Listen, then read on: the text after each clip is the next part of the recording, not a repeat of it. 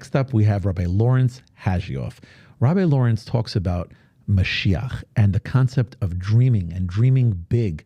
Check it out. Rabbi Lawrence, didn't you start off your career as a comedian or something? I have some sort of recollection. I started my career. I used to make a little bit of extra money when I was at college doing stand-up comedy. Stop it. But I really was terrible. So I gave it up and became a rabbi instead. But I did actually... No, tell me about that experience. I need to know. Let's jump right into it. So there was a competition at my university that they wanted to have like Comedian of the Year, and I applied for it and had to go through rehearsals, and I got into the audition, and from that I got offered various jobs doing comedy. I had a good friend of mine called Simon, and he would drive me around to different places to do the stand-up, comedy.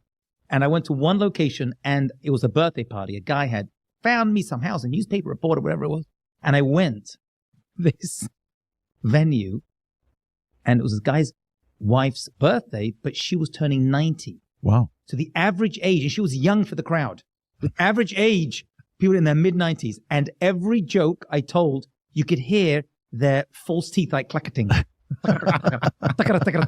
No laughing. And my friend Simon, who was my unofficial agent, was outside, and the door was slightly open, and I could see his face, and he was crying. He couldn't breathe.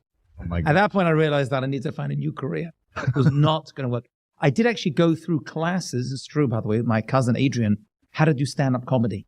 Went to a course, the stand-up comedy course. What'd you learn? I'll tell you something. I can't remember everything, but there's one thing to stand out in the stand-up. See, stand-up.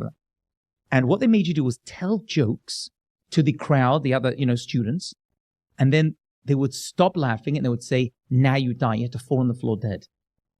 I'll pretend, obviously. What was the idea? That you're going to die eventually. All comedians have to get used to failing on stage. So they didn't just prepare you to tell jokes. They prepared you to fail on stage. I will say that course was like an 8-part course, really got into my head the importance of speakers. The best speakers, which is what I do a lot of, are comedians. Because if you don't hear what they're saying, no one's going to laugh.